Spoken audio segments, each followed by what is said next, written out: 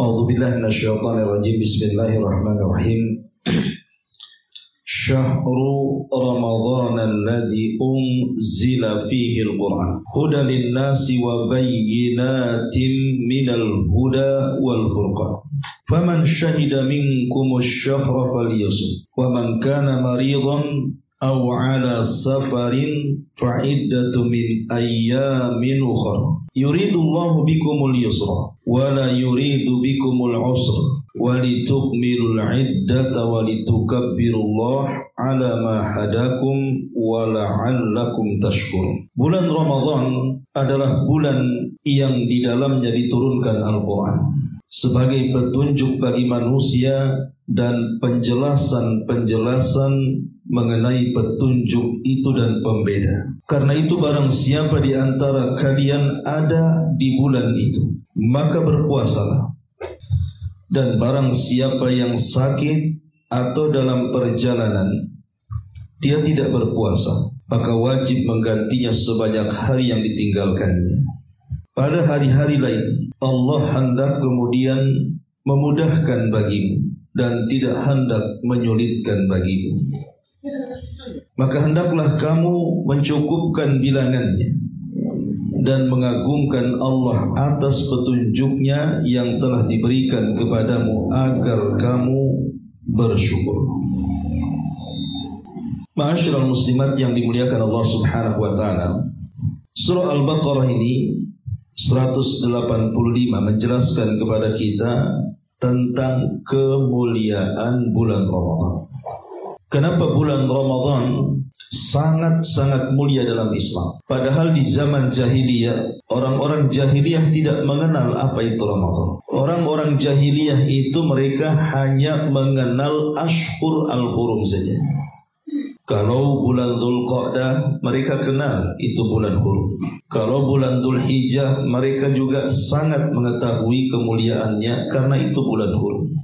Begitu juga Muharram dan Rajab, mereka sangat meninggikannya karena keduanya juga bulan hurum. Tapi Ramadan mereka tidak kenal. Baru setelah diutusnya Nabi SAW, kemudian diturunkan Al-Quran di hari diutusnya Nabi SAW.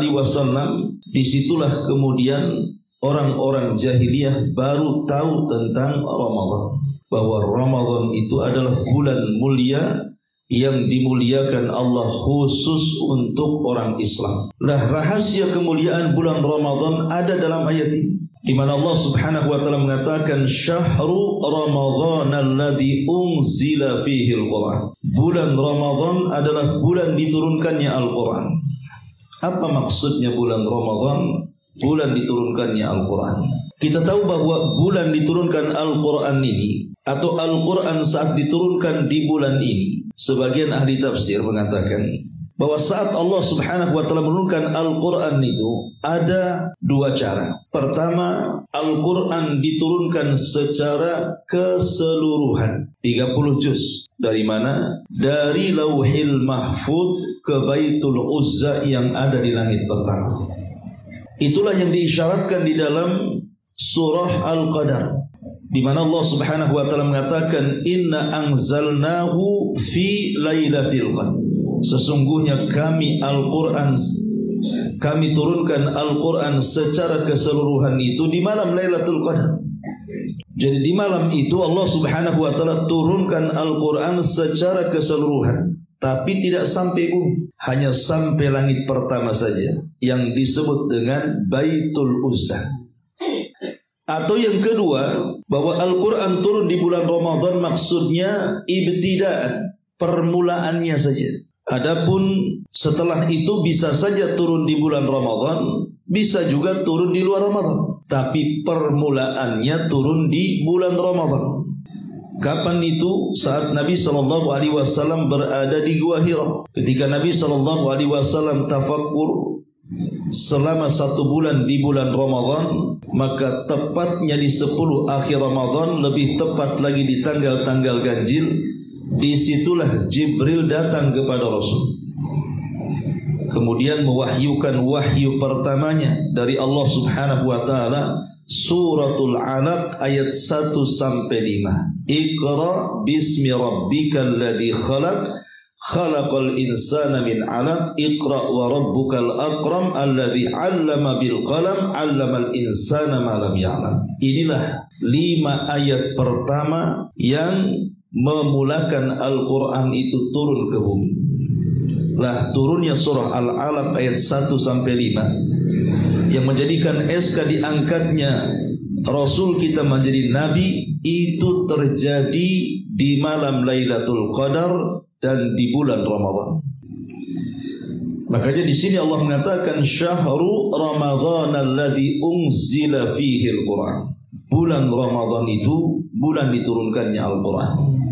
Lah ayat ini pula yang kemudian menjadikan bulan Ramadan diistilahkan dengan syahrul Quran, bulannya Al-Quran, bulan yang identik dengan Al-Quran. Makanya kalau kita melihat ulama salaf, apabila datang bulan Ramadan maka fokus mereka terhadap Al-Quran. Sebut saja dijelaskan Al-Aswad, kana Al-Aswad adalah Imam Aswad, yakhtimul Qur'ana fi Ramadan fi kulli lailatain. Dihatamkan Al-Quran itu setiap 2 malam 1 kali hatam. Ini contoh ulama salaf. Kemudian juga dijelaskan Atha ibn Sa'id bahwa ayahnya Aba Abdurrahman As-Sulami, dia mengatakan akhadna al-Quran an qaumin akhbaruna annahum kanu idza ta'allamu 10 ayatin la yuzawijuhunna ila al-ashri al-akhir hatta ya'lamu ma fihinna. Katanya Atha ibn Sa'id, bapaknya Abu Abdurrahman As-Sulami, dia mengatakan kami para salafun saleh apabila mengambil Al-Quran dari sebuah kaum, maka mereka akan menghabarkan kepada kami bahwa mereka apabila mengambil 10 ayat saja dari Al-Quran, mereka tidak akan melebihi sampai mereka pelajari betul ayat-ayat itu. Dan terkadang di antara kami menghabiskan selama Ramadan untuk belajar Quran. Kemudian juga dijelaskan oleh Imam A'mas bahwa sebagian para ulama di zamannya ada yang menghatamkan Al-Quran itu dalam 1 hari sekali, 2 hari sekali, ada yang 3 hari sekali. Seperti contohnya bahkan Imam Syafi'i, apabila datang bulan Ramadan maka dia berusaha untuk menghatamkan Al-Quran itu 60 khatmah, 60 kali hatam. Itu Imam Syafi'i, berarti sebulan itu bisa setiap harinya bisa 2 kali hatam, karena 60 kali hatam berarti malam sekali, siang sekali. Itu Imam Syafi'i rahimahullahu ta'ala. Dan banyak lagi para ulama salaf, mereka sangat-sangat memperhatikan tentang Quran apabila datang di bulan Ramadan. Sampai Imam Malik itu, kalau datang bulan Ramadan maka dia liburkan semua kajian, dia tutup buku-buku hadis, maka dia kemudian mengambil mushaf, padahal dia hafal Quran, tapi dia tetap membaca dari mushafnya. Itulah menunjukkan bagaimana para ulama salaf mereka memperhatikan bulan Ramadan dengan Al-Quran. Ya, karena Ramadan adalah syahrul Quran. Itulah yang menjadikan Ramadan kenapa sangat mulia di antara bulan-bulan yang lainnya, karena Quran turun di bulan itu. Dan kita tahu bahwa hikmahnya ketika Al-Quran turun di bulan Ramadan, kemudian menjadikan mulia bulan Ramadan, bahkan menjadikan mulia malam turunnya Al-Quran di bulan Ramadan, karena Al-Quran itu memang memuliakan segalanya. Sering saya contohkan, ketika Al-Quran turun lewat Jibril, maka Jibril menjadi pemimpinnya para malaikat. Ketika Al-Quran turun kepada Nabi SAW, maka Rasul kita Muhammad SAW menjadi pemimpin para Nabi dan Rasul. Ketika Al-Quran turun di bulan Ramadan, maka Ramadan menjadi pemimpinnya bulan-bulan. Ketika Al-Quran turun di malam Lailatul Qadar, maka malam itu menjadi malam termulia dari seluruh malam dalam setahun. Ketika Al-Quran kemudian turun di Mekah, maka Mekah menjadi tempat yang paling mulia satu dunia. Ketika Al-Quran turun di kota Madinah, maka Madinah menjadi kota kedua terbaik setelah Mekah. Ketika Al-Quran kemudian turun kepada umat Islam, dan tidak diturunkan kepada umat-umat sebelum Islam. Maka umat Islam menjadi umat terbaik yang difirmankan Allah, kuntum khaira ummah, kalian adalah sebaik-baik umat. Ketika Al-Quran menjadi dasar utama agama Islam, maka tidak ada agama yang lebih mulia dibandingkan Islam. Karena Allah yang mengatakan inna dina indallahil Islam, sesungguhnya agama yang paling diridhai Allah subhanahu wa ta'ala adalah agama Islam.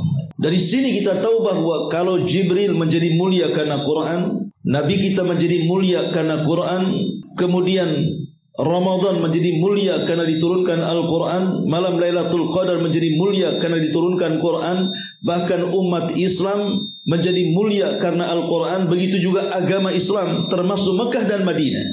Bagaimana kalau seandainya Al-Quran itu terdapat di dada-dada kita semuanya, senantiasa kita baca, kita resapi, kita amalkan, maka Nabi SAW mengatakan, khairukum man ta'allamal Qur'ana wa 'allamahu, sebaik-baik kalian adalah orang yang belajar Al-Quran dan berusaha mengajarkan Al-Quran. Kita akan menjadi manusia dan pribadi baik dengan Al-Quran itu. Karena logikanya seperti ini. Kalau seandainya ada kertas saja, atau mungkin semacam papan kalau di zaman dulu, semacam triplek, kemudian dituliskan ayat-ayat suci Al-Quran di situ, itu saja bisa mengangkat kertas, bisa mengangkat triplek atau papan-papan yang bertuliskan Al-Quran. Dengan sendirinya mereka akan dimuliakan. Coba saja kalau seandainya ada kertas Al-Quran yang tercecer, siapa yang berani menginjak? Coba. Tidak ada yang berani menginjak. Kenapa tidak berani diinjak? Karena bukan disebabkan kertasnya, disebabkan karena di situ ada ayat-ayat suci yang dituliskan di atasnya. Coba kalau seandainya kertas itu tidak bertuliskan Al-Quran, contoh saja mungkin bertuliskan ya tulisan-tulisan biasa seperti koran, majalah, buku tulis atau yang lainnya, saya kira kalau ada orang yang menginjaknya pun tidak merasa bersalah. Kalaupun menyapunya pun biasa-biasa saja. Kalaupun seandainya dimasukkan ke dalam tong sampah sekalipun, orang tidak merasa berdosa. Ya. Coba kalau seandainya di situ kertasnya bertuliskan Al-Quran, tiba-tiba diinjak. Ya, tiba-tiba diinjak, kemudian juga disapu, apalagi sampai kemudian ditaruh di tong sampah. Itu kan sebuah penghinaan jadinya. Makanya kenapa kalau seandainya Al-Quran saja bisa mengangkat kertas, bisa mengangkat papan, bisa mengangkat triplek yang bertuliskan Al-Quran di situ, bagaimana pula manusia yang kalau seandainya Al-Quran itu ada pada dadanya, tentu lebih diangkat lagi, yang kertas saja diangkat, apalagi manusia. Lah itulah yang kemudian di sini Allah katakan syahru Ramadhan alladzi unzila fihi al-Quran. Bulan Ramadan, bulan diturunkannya Al-Quran. Sedikit bicara tentang Al-Quranul Karim.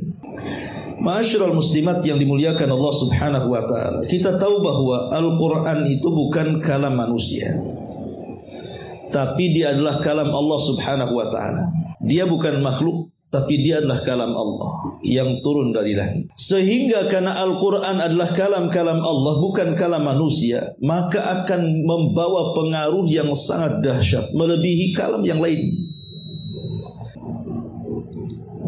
Dan yang menunjukkan bahwa memang Al-Quran itu kalam Allah, datang dari Allah subhanahu wa ta'ala. Sampai hari ini, ya, sejak zaman turunnya Quran sampai hari ini, Quran itu tidak bisa ditiru siapapun.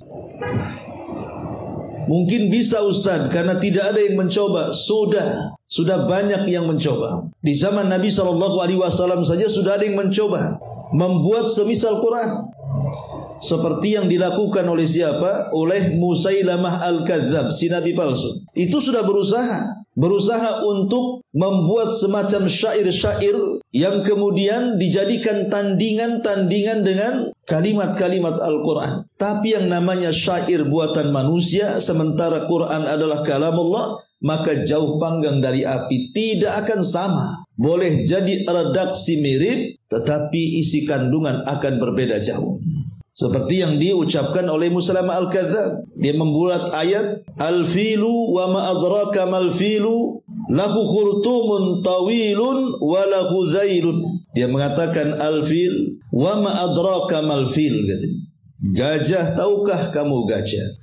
Gajah adalah lahu khurtumun tawil. Dia adalah binatang yang memiliki belalai panjang dan memiliki buntut atau ekor. Ya memang gajah seperti itu. Kenapa mesti kemudian digambarkan? Memang gajah punya belalai panjang, kemudian juga punya ekor, kan begitu.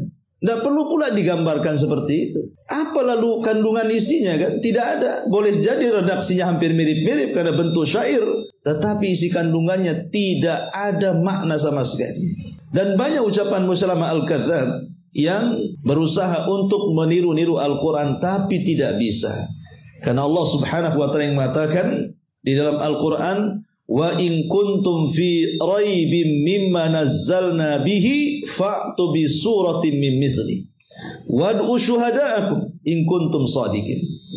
Kalau kalian ragu dengan Al-Quran bahwa Al-Quran itu kalam Allah, silahkan buat satu surat saja semisal Al-Quran. Kalau kalian memang orang-orang benar, dan tidak akan sanggup. Sejak diturunkannya sampai hari ini belum ada yang mampu menandingi kalam Allah Subhanahu wa ta'ala.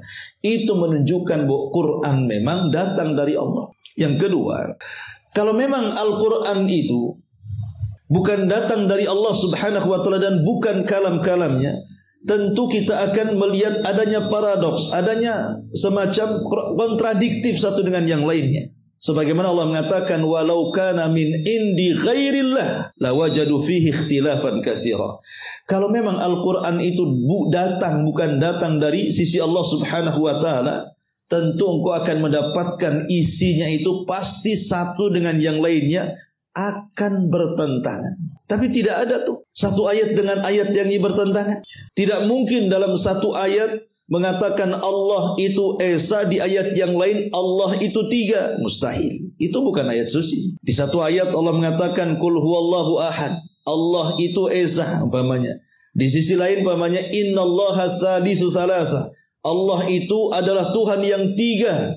Tak mungkin Al-Quran itu yang satu mengatakan satu, yang satu mengatakan tiga dalam satu Quran.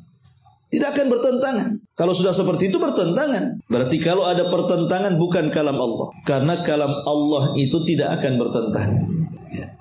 Kemudian yang ketiga yang menunjukkan Al-Quran itu dia adalah kalam Allah, datang dari Allah Subhanahu wa ta'ala. Maka perintah-perintahnya juga disesuaikan dengan kebiasaan dan fitrah manusia. Tidak mungkin perintah-perintah dalam Quran itu keluar daripada fitrah manusia, mustahil. Contoh umpamanya, fitrah manusia itu di mana laki-laki suka dengan perempuan. Makanya Quran menganjurkan untuk menikah. Karena tahu bahwa laki-laki suka dengan perempuan. Karena itu fitrah. Yang tidak fitrah itu kalau laki-laki suka laki-laki. LGBT itu bukan fitrah. Makanya Quran tidak memerintahkannya, justru melarangnya. Bahkan menceritakan azabnya kaum Lut. Menunjukkan bahwa Quran itu turun sesuai dengan fitrah. Dan sesuai dengan kemampuan. Quran itu perintahnya sesuai dengan kemampuan. Karena Allah itu menghendaki kemudahan, tidak dengan kesulitan. Lah, rangkuman ini semua menunjukkan bahwa memang Quran itu adalah kalam Allah sampai sekarang. Dan untuk menunjukkan kalam Allah lagi, menunjukkan kalau Quran itu memiliki pengaruh yang luar biasa. Baik kepada gunung, pada benda-benda mati, baik kepada pepohonan, baik kepada bangsa jin, baik kepada orang-orang kafir sekalipun, apalagi kepada orang-orang yang beriman. Itu pengaruhnya luar biasa. Makanya Allah mengatakan, "Lau anzalna hadzal Qur'ana 'ala jabalin la ra'aitahu khashi'an mutasaddian min khasyatillah." Kalau seandainya Quran ini diturunkan kepada gunung, maka engkau akan lihat gunung itu bergegar, kemudian pecah karena ketakutan kepada Allah Subhanahu wa ta'ala. Itulah pengaruh Quran kepada gunung. Kemudian juga Al-Quran juga pengaruh kepada binatang. Di zaman Rasul ada seorang sahabat namanya Usaid, ya, belakangnya Usaid ibn Khudair. Usaid ibn Khudair radhiyallahu anhu, salah seorang tokoh Ansar. Satu malam dia solat malam. Kemudian dia membaca Al-Quran dalam solat malam itu dengan cara dikeraskan. Tiba-tiba kuda yang ada di sekitar itu, yang sedang ditambatkan, tiba-tiba kemudian meringki dan bergerak-gerak. Sehingga kemudian membuat Usaid ibn Hudhair ini ketakutan. Kenapa? Karena putranya Yahya itu, si Yahya, sedang tidur di dekat kuda itu. Makanya dia coba menghentikan bacaannya, maka kuda itu juga terhenti. Ketika dia melanjutkan bacaannya, dia bergerak lagi sambil meringki. Akhirnya karena ketakutan dengan putranya Yahya, dia pun menyelesaikan sholatnya. Menunjukkan bahwa binatang juga terpengaruh dengan bacaan Al-Quran. Ataupun ketika Nabi SAW pulang dari Taif, kemudian mampir di kebun kurma milik Mughirah karena tidak bisa masuk Mekah. Maka di waktu fajar Nabi SAW kemudian salat fajar. Disitulah datang 7-8 rombongan jin dari Nawasib Yaman, tiba-tiba mendengar bacaan Qur'annya Nabi. Ajaibnya adalah sekali dengar mereka pun beriman. Dan sejak itulah dari 7 atau 8 jin Nawasib ini, mereka pun pulang ke kaumnya dan mendakwakan Islam. Dengan sebab mereka seluruh ataupun banyak bangsa jin, ribuan bangsa jin masuk ke dalam Islam. Lihat, Quran itu memiliki pengaruh kepada bangsa jin. Ya. Lah kalau seandainya Al-Quran itu mempengaruhi benda-benda mati, kemudian mempengaruhi binatang-binatang, mempengaruhi alam-alam jin, ya seandainya Quran itu dibacakan kepada manusia, tentunya punya pengaruh. Betapa banyak di zaman Nabi SAW para pembesar Quraisy itu penasaran dengan bacaan Quran. Padahal mereka itu sangat membenci Rasul di siang hari, tapi merindukan Al-Quran di malam hari. Sampai Abu Jahal, kemudian Abi Sufyan, kemudian Umayyah, dan beberapa tokoh Quraisy itu mereka kalau malam tanpa koordinasi satu dengan yang lainnya mencari keberadaan Rasul yang sedang sholat. Kemudian mereka sembunyi sambil mendengarkan bacaan Quran yang dibaca Nabi. Dan itu setiap malam. Sehingga ada kerinduan mereka dengan bacaan itu. Terpengaruh mereka. Sampai satu malam Nabi tidak datang. Akhirnya mereka kecewa, kemudian pulang. Saat pulang itulah tiba-tiba Abu Jahal menemukan Abi Sufyan juga ada di situ. Abi Sufyan menemukan Umayyah juga ada di situ. Akhirnya mereka saling menyalahkan satu dengan yang lainnya dan berakhir dengan kesepakatan untuk tidak lagi mengikuti Nabi. Tapi namanya Quran itu seperti besi berani. Besoknya Rasul hadir lagi sholat, mereka datang lagi tanpa koordinasi juga. Asik seperti itu saja. Sampai akhirnya kemudian Abu Jahal ini berdialog dengan kawannya. Kemudian bertanya soal Al-Quran yang diturunkan kepada Nabi SAW. Abu Jahal dengan jujur dia mengatakan, aku tidak pernah mendengar dari lisan Muhammad sejak kecil sampai dia dewasa seperti ini, kecuali kejujuran. Akhirnya ditawarkan, kenapa kau tidak mengikuti agama dia? Maka Abu Jahal mengatakan, itu yang jadi masalahnya. Karena antara satu suku dengan suku yang lainnya itu bersaing di tengah-tengah Quraisy, termasuk sukunya Abu Jahal. Kalau tiba-tiba kemudian Bani Hashim mengatakan kami punya nabi, engkau tidak punya nabi, diletakkan di mana muka saya? Makanya saya ingkari selamanya tentang kenabian itu supaya kabilah kami dengan mereka setara, katanya. Jadi yang menghalangi Abu Jahal untuk tidak mengikuti Quran dan masuk Islam itu karena hasad dan kesombongan. Nah itu menunjukkan bahwa Quran itu juga punya pengaruh yang luar biasa kepada orang-orang kafir. Atau lihat orang-orang barat sana. Saya sering membaca artikel, banyak orang-orang barat itu tidak pernah tahu Quran dan tidak pun bisa bahasa Arab. Tapi banyak di antara mereka ketika mendengar lantunan ayat-ayat Al-Quran tiba-tiba tergerak dan ingin masuk Islam. Hanya mendengar bacaannya saja. Sudah banyak orang-orang yang kafir di masa sekarang masuk Islam hanya gara-gara mendengar lantunan Quran. Ya, karena Quran itu memiliki ta'sir, pengaruh yang sangat kuat kepada dada manusia. Yang mengherankan adalah kalau seandainya Quran itu memiliki pengaruh yang luar biasa, kenapa kita umat Islam ada di sebagian atau sebagian saudara kita saat membaca Quran atau mendengarkan Quran itu kok tidak ada pengaruh? Malah kalau dia dengar musik malah pengaruhnya nampak. Yang tadinya kaki tidak bergerak jadi bergerak dengar musik itu kan. Yang tadinya lisan pula diam saja, ngikut pula lah dia. Yang tadinya pun diam tiba-tiba sedih. Oh, rupanya sama nih musik ini dengan sejarah hidup saya kan. Ada orang yang kemudian terpengaruh loh. Saya masih kecil-kecil dulu itu, ada tetangga itu kalau tidak mendengar musik kitaro nggak bisa tidur itu. Kitaro tahu Bu ya? Oh, instrumen kitaro dari Jepang. Itu kalau nggak nyetel itu nggak tidur, nggak bisa tidur katanya. Lah ini aneh gitu. Mendengar lagu-lagu, mendengar instrumen, mendengar musik kok bisa terpengaruh? Sekali mendengar Quran asli tidak terpengaruh sama sekali. Ada apa ini?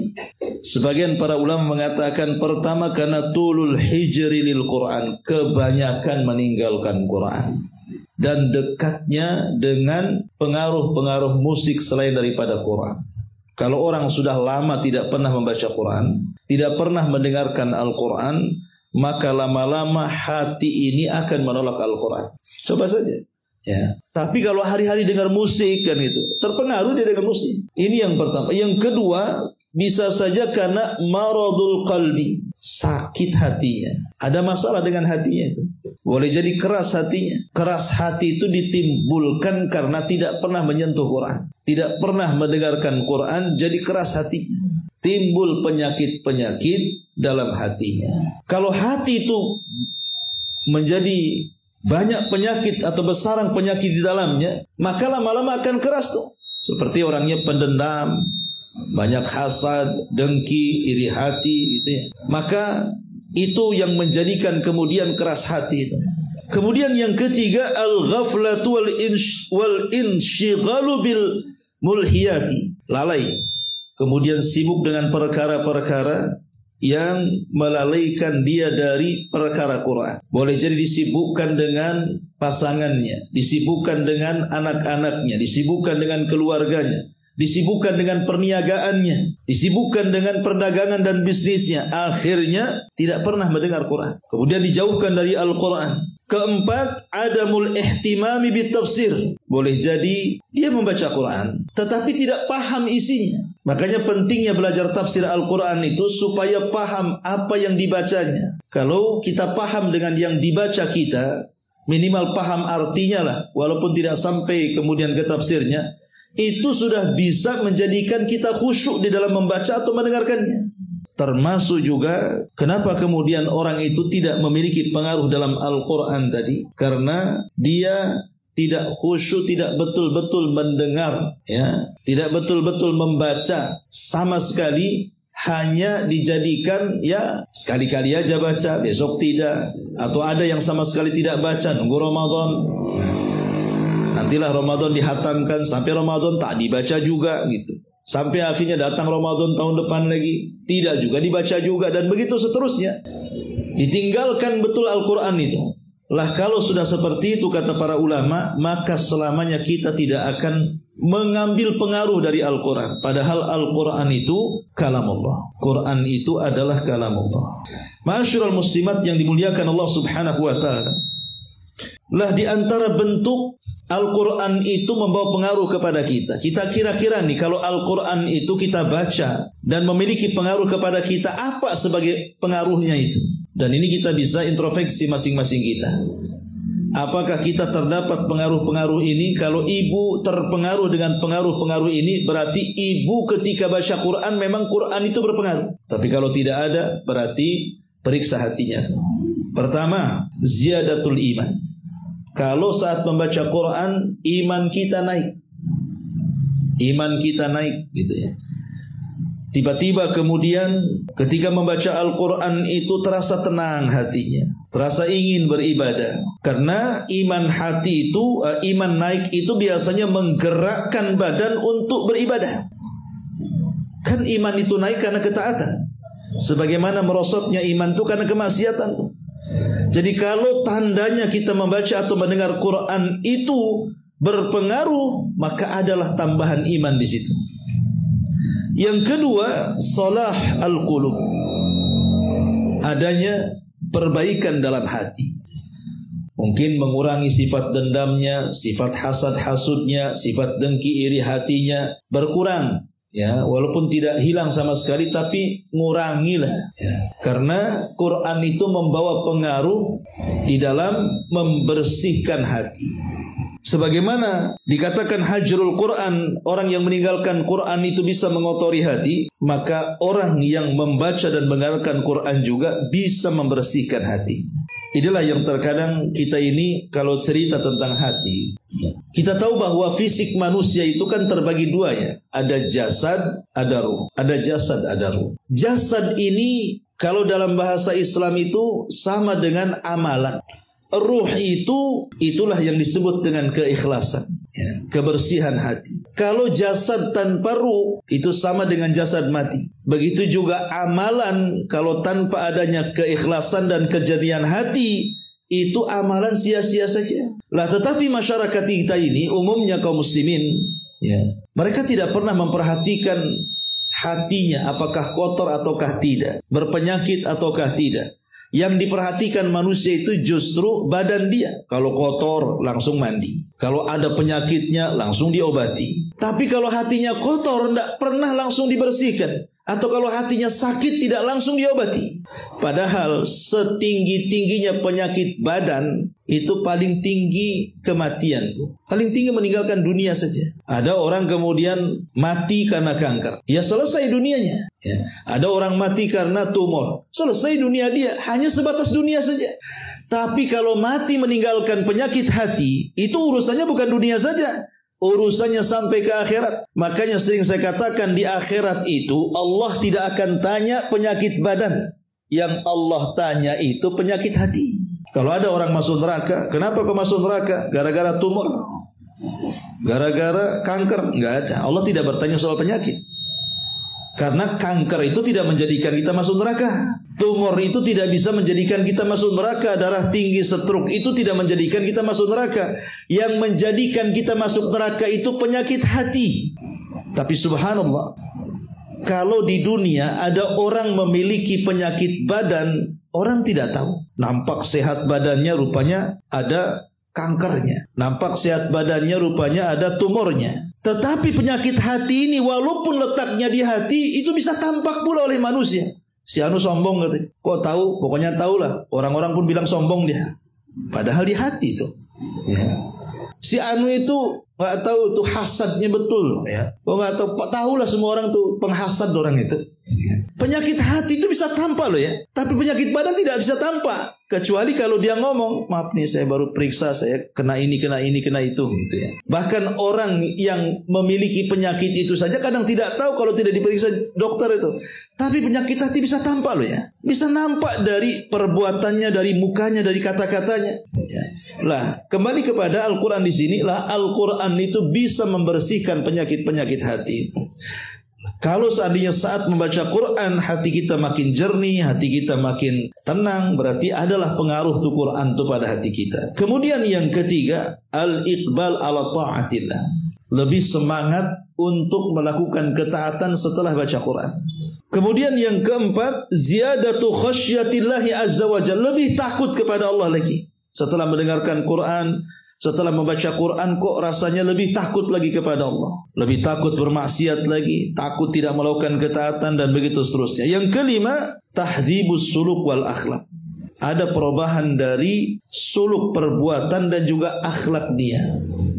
Dulu sebelum sering membaca Quran atau sering mendengarkan Quran, ya kadang-kadang sibuk menggibah sana, menggibah sini, ngerumpi sana, ngerumpi sini, nyebar hoax sana, nyebar hoax sini, ngadu domba sana, ngadu domba sini umpamanya. Setelah sering membaca Quran, mendengar Quran, mulailah kemudian berkurang, akhlaknya semakin baik. Ataupun yang terakhir, kata Hasan Al-Basri rahimahullahu ta'ala, pengaruh Al-Quran itu adalah dibawa kepada pengaruh jasad. Seperti nampak bercahaya wajahnya, nampak bersih, nampak semangat hidupnya. Lah inilah pengaruh-pengaruh Quran. Kalau seandainya 6 perkara ini belum dirasakan saat kita membaca atau saat kita ini mendengar Quran, ketahuilah bahwa Quran itu belum punya pengaruh. Berarti ada masalah tadi.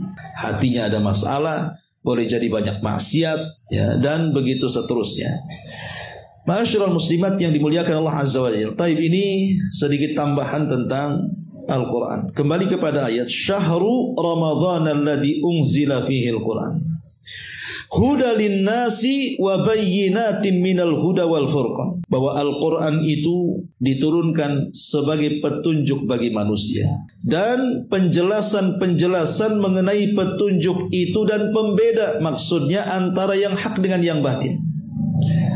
Jadi Al-Quran itu turun bukan hanya serta-merta turun begitu saja, tidak ada maksudnya, ada tujuannya. Apa itu? Sebagai hudan, petunjuk, dan sebagai furqan, pembeda. Karena Quranlah kita akhirnya mengenal mana yang hak, mana yang batil. Karena Quranlah akhirnya kita mengetahui jalan ke sorga dan ini jalan ke neraka. Karena Quranlah akhirnya kita mengenal bagaimana cara menyembah Allah yang sesungguhnya. Karena kalau kita melihat misi Al-Quran secara global, pertama, Quran itu misinya dalam rangka menegakkan tauhid. Jadi kenapa Quran diturunkan? Karena kalimat la ilaha illallah, itulah Quran diturunkan. Jadi misi pertama Al-Quran itu mentauhidkan manusia kepada Allah subhanahu wa ta'ala, agar mereka tidak menyekutukan Allah dengan yang lainnya. Turun Quran membimbing mereka, menanamkan akidah dan nilai-nilai iman supaya mereka tidak menyembah kepada selain Allah subhanahu wa ta'ala. Makanya surat pertama adalah surah Al-Fatihah. Dan surah Al-Fatihah di 3 ayat pertama bicara tentang 3 tauhid. Tauhid rububiyah, tauhid uluhiyah, dan tauhid al-asma dan sifat. Alhamdulillahi Rabbil Alamin. Rabb maksudnya rububiyah, lillahi maksudnya uluhiyah, ya. Ar-Rahman Ar-Rahim maksudnya asma dan sifat. Dan itu terdapat di permulaan surat dalam Quran, surah Fatihah. Dengan dimulakannya dengan surah Al-Fatihah, dan dalam surah Al-Fatihah dimulakan dengan 3 tauhid, menunjukkan bahwa misi utama dan pertama Quran itu diturunkan untuk menanamkan nilai-nilai tauhid. Lihat orang-orang jahiliyah sebelum turunnya Al-Quran, agama apa yang mereka pakai? Agama berhala, kan? Menyembah Lata, Uzza, Manat, Hubal, Saif, Nailah, dan yang semacamnya. Tapi setelah turunnya Quran kepada Rasul, kemudian menyebarlah ajaran Islam di tengah-tengah mereka, mulailah kemudian terjadi pemberantasan dalam Fathu Mekah. Dihancurkanlah berhala-berhala itu. Karena inti tujuan Quran itu mengembalikan peribadatan kepada hamba menjadi peribadatan kepada Allah pencipta hamba. Tapi masalahnya di zaman sekarang mungkin susah kita dapati orang mau kembali menyembah Lata, Uzza, Manat, Hubal, apalagi dia sudah Islam, kan. Tapi bukan berarti kesyirikan itu hilang begitu saja, tidak, malah diganti, ya. Uzzanya jadi cincin.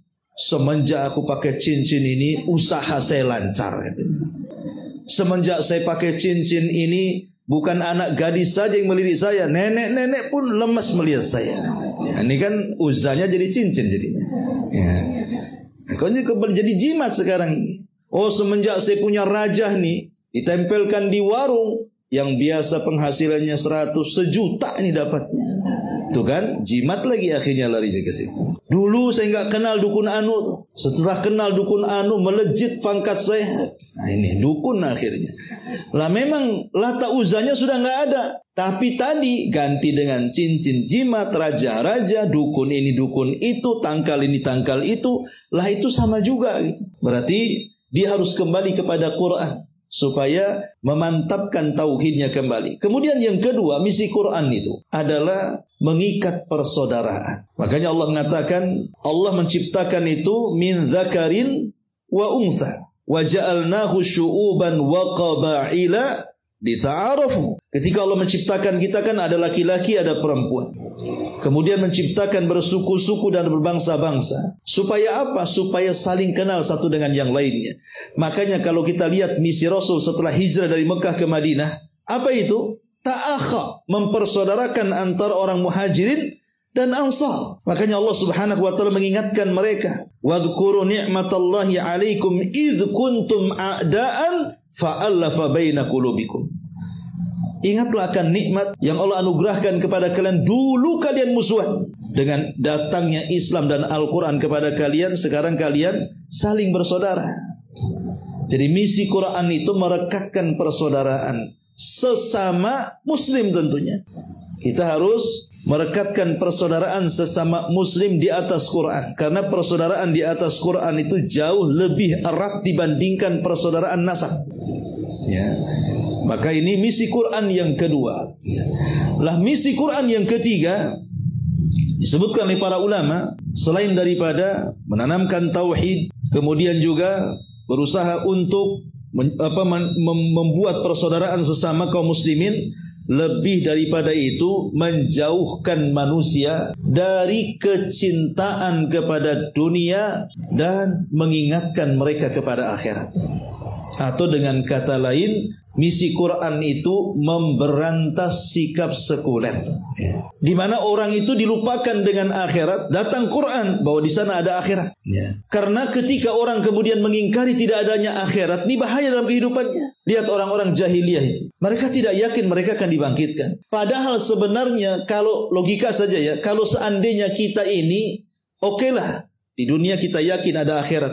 Soal nanti setelah mati ada akhirat ataupun tidak, kan tidak ada ruginya. Tapi di dunia tanamkan bahwa ada kehidupan setelah kematian, ada balasan setelah kehidupan. Kita tanamkan itu. Kemudian kita mati, tahu-tahu tidak ada apa-apa setelah kematian. Rugi? Tidak. Tapi orang-orang yang mengingkari adanya kehidupan setelah kematian, adanya balasan setelah kehidupan, kemudian dia berzina, kemudian dia minum khamar, kemudian dia maksiat, kemudian dia mati, tahu-tahu ada pula kehidupan itu, tahu-tahu ada balasan. Coba mau kemana larinya dia? Lah ini yang harus dipahami, bahwa Quran itu datang untuk itu, menceritakan tentang banyak peristiwa setelah kematian. Supaya apa? Dari sinilah kemudian Al-Quran bisa merubah kehidupan umat manusia. Dan tentunya juga Al-Quran juga diturunkan dalam rangka memuliakan kaum wanita. Karena di zaman itu ya, para wanita memang tidak ada harganya. Orang-orang jahiliyah menganggap wanita itu bagaikan sampah, hanya untuk pemuas nafsu seks saja. Tapi setelah datangnya Rasul, turunnya Al-Quran, maka dimuliakanlah kaum wanita sejak zaman itu sampai hari ini. Jadi itulah diantara misi-misi kenapa Al-Quran itu diturunkan. Karena Quran itu sebagai hudan, petunjuk, dan juga pembeda. Kemudian Allah subhanahu wa ta'ala mengatakan, "Faman syahida minkumus syahra falyasum." Barang siapa yang melihat bulan, maksudnya melihat hilal di bulan Ramadan, maka berpuasalah. Maksudnya puasa Ramadan. Nah, ayat ini adalah ayat yang memansuh perintah puasa sebelumnya. Karena kan sudah saya jelaskan bahwa awal diperintahkan puasa itu bagi kaum muslimin adalah puasa tanggal 10 bulan Muharram, atau disebut dengan Ashura. Itulah pertama kali puasanya kaum muslimin. Kemudian naik pada peringkat yang kedua tentang puasa di bulan Ramadan, tetapi tidak ada pemaksaan. Yang mau puasa silahkan, yang tidak puasa tidak apa-apa. Tapi harus bayar fidyah. Siapapun boleh tidak puasa, tapi dia harus bayar fidyah. Tapi kemudian setelah turun Al-Baqarah 185, tidak ada lagi fidyah. Semua puasa. Yang sanggup puasa. Tidak ada cerita ganti fidyah. Makanya di sini Allah mengatakan, "Faman syahidu minkum asy-syahra falyasum." Siapapun yang melihat hilal puasa tanpa terkecuali. Enggak ada lagi pilihan. Nah, sejak turun ayat ini, maka semua kaum muslimin berpuasa sejak zaman turunnya ayat ini sampai hari ini. Adapun yang boleh membayar fidyah itu menurut pendapat yang kuat cuma dua. Satu, kakek-kakek, nenek-nenek yang sudah tua renta tak sanggup puasa, mau diapakan lagi? Apalagi pikun, bilang puasa tapi makan, ya kan? Bilang makan tapi puasa, ya. Itu orang pikun, ya sudah, orang seperti ini kan tidak bisa dipaksakan puasa. Maka orang seperti ini boleh bayar fidyah. Atau orang sakit yang memang tidak diharapkan kesembuhannya. Kata dokter ini gak akan sembuh, pengalaman penyakit ini gak akan sembuh, kalau dia puasa mati nanti. Akhirnya kemudian karena ada fatwa dari dokter, maka dia tidak boleh puasa. Karena kalau puasa memadaratkan dia, maka cukup bayar fidyah saja. Adapun wanita yang menyusui, wanita hamil gitu ya, atau yang sakit yang mungkin kemudian sakitnya bisa disembuhkan gitu. Atau walaupun dia sudah tua, sudah kakek ataupun nenek, tapi masih kuat puasa. Kan ada nenek-nenek pun masih kuat puasa, yang muda pula tumbang dia. Kan ada tuh. Kalau kakek nenek masih sanggup puasa, ya puasa. Jadi itu tidak boleh bayar fidyah. Kalau mereka sampai kemudian batal di tengah jalan, maka mereka harus mengqadha puasanya. Dari sini Allah mengatakan, wa man kana maridhan aw ala safarin fa iddatu min ayyamin ukhra. Ya. Maka barang siapa yang kemudian membatalkan puasanya, mungkin dalam posisi sakit, dalam perjalanan, dia tidak sanggup puasa, maka silahkan ganti puasanya di hari-hari yang lain yang sudah ditentukan. Mulai dari Syawal sampai Sya'ban. Ini sekarang bulan Sya'ban, bulan nyaur hutang. Bagi yang punya hutang banyak, sekarang waktunya mumpung ada waktu. Jangan sampai masuk Ramadan masih juga punya hutang. Jadi ini kesempatan emas. Berapa hari lagi ke depan mau Ramadan, ingat-ingat berapa hari hutangnya. Jangan dibawa kebiasaan kepada ngutang sama orang, ditagih hutangnya nggak ingat. Ya. Ketika hutang sama Allah nggak ingat juga. Mungkin 3 hari padahal seminggu. Ya. Nah ini harus dipahami karena hutang kepada Allah lebih berhak dibayar dibandingkan hutang kepada manusia. Ya kepada manusia dibayar. Cuman hutang kepada Allah harus lebih dibayar lagi. Apalagi kalau hutangnya itu merupakan kewajiban. Takutnya mati sebelum datang atau melunasi hutang-hutangnya. Karena Allah mengatakan yuridullahu bikumul yusra wa la yuridu bikumul usra. Ini kaidah dalam kehidupan umat Islam ini. Allah itu tidak menghendaki kesulitan bagi kita. Allah itu menghendaki kemudahan. Makanya Islam itu bukan agama sulit. Islam itu bukan agama rumit. Islam itu agama mudah semudah-mudahnya. Walaupun jangan dipermudah. Contoh mamanya di sini. Kalau kita mamanya tidak tahan ya ketika safar. Karena safar zaman dulu itu beda dengan safar zaman sekarang. Safar zaman dulu kan lewat padang pasir. Cuaca ekstrim, panas terik matahari yang luar biasa gitu. Sehingga mereka tidak tahan untuk berpuasa. Dan akan memadaratkan mereka. Maka Islam memudahkan, boleh kau bayar, boleh kau batalkan, nanti kau bayar. Ya. Atau orang sakit juga sama. Nah ini kan kemudahan dalam Islam gitu ya. Bahwa Islam itu tidak pernah mengajarkan kesulitan. Sebab kalau seandainya Islam mengajarkan kesulitan, pasti orang mungkin udah banyak kesulitan dalam Islam. Contoh mamanya orang menguburkan jenazah. Orang Jawa mati di Batam. Kalau setiap orang mati dikuburkan di tempat kelahirannya, itu kan mempersulit, Bu. Gimana kalau tidak punya ongkos untuk pesawatnya? Apa kita gendong dari sini ke Jawa kan gitu? Enggak. Islam ini agama mudah. Kuburkan di tempat dia mati. Contoh Nabi. Nabi itu orang mana? Mekah. Matinya di mana? Madinah. Dikuburnya di Mekah? Tidak. Dikuburnya di Madinah. Orang sekarang tidak. Kadang-kadang saking mungkin cintanya atau apa kan, kalau bisa dikuburkan di sana di tempat kelahirannya, nggak ngaruh. Ya, bukan ibrah kematian itu di mana kau dikuburkan, tapi ibrah kematian itu macam mana saat kematian. Husnul khotimah kah? Su'ul khotimah kah? Itu ibrah daripada kematian itu. Tapi intinya bahwa Allah menghendaki kemudahan, tidak menghendaki kesukaran. Dan itu kaidah dalam Islam. Walitukmilul iddata walitukabbirullaha ala ma hadakum wa la'allakum tashkurun. Dan Allah tutup ayatnya di sini, hendaklah kalian menyempurnakan bilangan. Saat kita puasa Ramadan, sempurnakan bilangan Ramadan. Ya terkadang 29 hari, terkadang 30 hari, tergantung melihat bulan dan tidaknya. Kalau terlihat bulan biasanya Ramadan 29 hari. Tapi kalau tidak terlihat bulan biasanya 30 hari, ya kan? Karena memang bilangan tanggal Hijriah itu tidak mungkin lebih daripada 30. Kalau Masehi ya ada 31 tanggal itu ya. Kalau Islam tidak ada. Islam itu paling banyak 30. Dan selain itu 29. 29 kalau terlihat hilal, kalau tidak terlihat hilal 30. Begitu kaidahnya. Sebagaimana Rasul mengatakan, fa in ghumma 'alaikum faqduru 30 yauman. Kalau langit terhalang mendung di tanggal 29, maka sempurnakan 30 hari. Ya. Kemudian Allah tutup, walitukabbirullaha ala ma hadakum wa la'allakum tashkurun. Maka setelah tahu bagaimana Ramadan itu bulan yang sangat mulia, diturunkan Al-Quran dan macam-macam kemuliaan Ramadan itu, maka bertakbirlah di malam Idul Fitri. Gemakan takbir, ya. Takbir mulai dari terbenam matahari sampai kemudian di pagi hari imam naik mimbar. Itu dianjurkan takbir walaupun seafdol-afdolnya saat setelah fajar sampai ke lapangan, kemudian sholat id dan khatib naik mimbar, maka berhentilah takbir di sini. Kecuali Idul Adha, ada tambahan takbir muqayyad setelah sholat wajib selama hari tasyrik. Ya, walitukmilul iddata walitukabbirullaha ala ma hadakum wa la'allakum tashkurun, dan itu bentuk syukur kita kepada Allah yang telah menganugerahkan bulan termulia dan teragung kepada kita.